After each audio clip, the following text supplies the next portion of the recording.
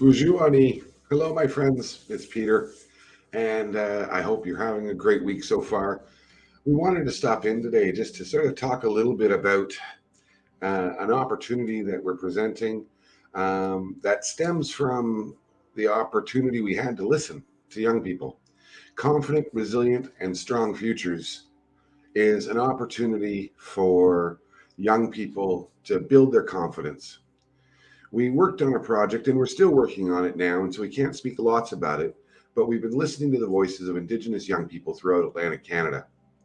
One of the things that sort of surprised us was the young people sharing and talking about the real need for a strengthening of young people's capacity for self confidence, for them to feel strong enough to be able to speak up and speak out, for them to take on leadership roles, and for them to overall be confident in who they are and where they're from.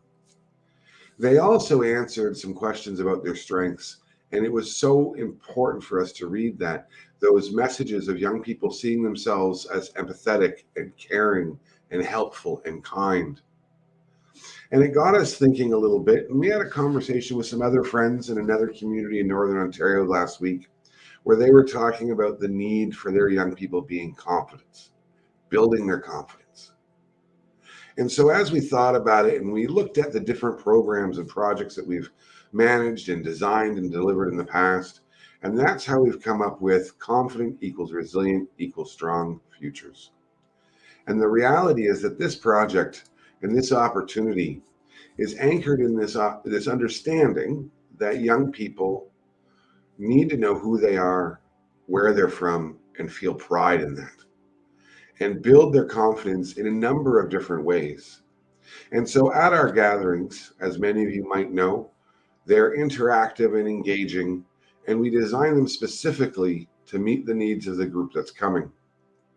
And so as we started thinking about and drafting this program model, we started thinking about what confidence meant and really carrying confidence in who you are and where you're from and how powerful and sacred you are. That's a superhero. That's a superpower that young people can carry. And some of them might already be superheroes or some are just in waiting. But either way, confidence will help young people see themselves in their truest form, care for themselves in a good way, and take healthy risks that can change their lives. That's what confidence brings us. But it also brings us resilience. Confidence and having that confidence in yourself provides you a factor, provides young people another tool to build that resiliency, to bounce back from challenging situations. And as we looked and explored and read and listened, what we also realized was the importance of gratitude in building confidence. Gratitude for what we have in this world and how to build confidence. One of the paths is about being grateful. Now, for many of us who have struggled or do struggle with our mental health and wellness and have to work at it every day, one of the realities is that it can be incredibly challenging to see what's positive in the world. Even folks who are just feeling overwhelmed by life, sometimes it's hard to see that. But there's this powerful tool to address those anxieties, and that is gratitude. The simple act of appreciating and valuing what we have and the good things in our lives and in the world can have profound effects on our mental well-being. And in turn, it results in greater and stronger resilience, positivity, and overall well-being in our physical, our mental, and our spiritual being, and how we walk in this world. So this is really an accompaniment to a blog post, and you can see the blog post on our website. You can read the whole post there, but this is one component of what this new project is going to be. This new program that's available to young people is going to be. And as we were thinking about gratitude, we were recognizing that the reality is that one of the benefits of practicing gratitude is the ability to counter negative emotions. When we express gratitude towards friends, family, even strangers, we strengthen a sense of connection and belonging. And those are those anchors of confidence.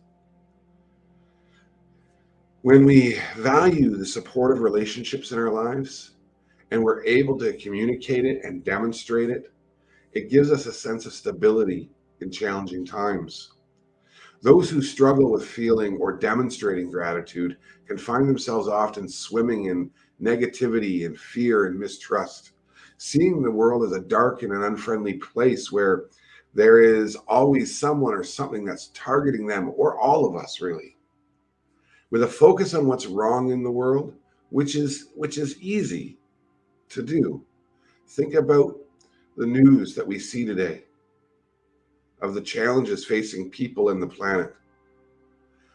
24-hour news cycles that reinforce these overwhelming stories, and social media and all of the pressures that comes with that.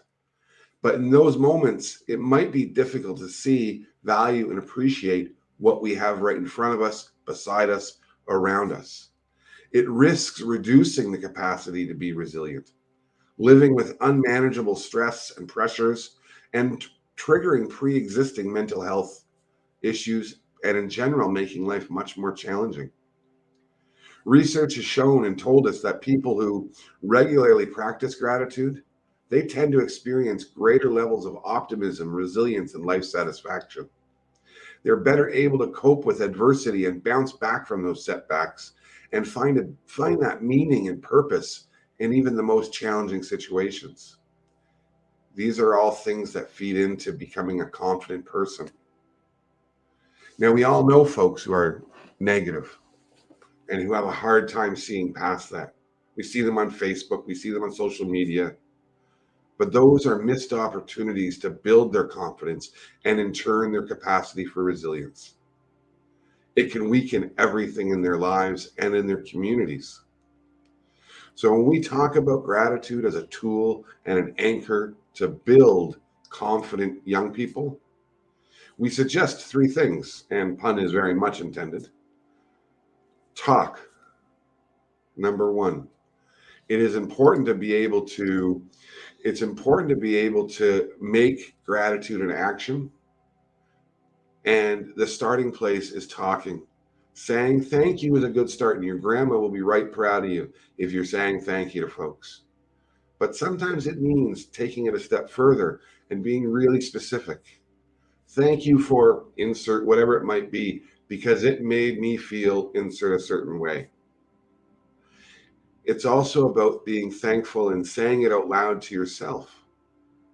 When you've done things that are meaningful for yourself, your family, your community. The second is write.